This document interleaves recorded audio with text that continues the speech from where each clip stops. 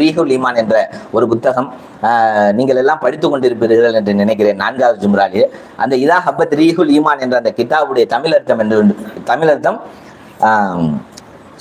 ஈமானிய காற்று வீசினால் என்ன ஆகும் அப்படின்னு சொல்லி அந்த தலைப்பே ஈமானிய காற்று வீசினால்.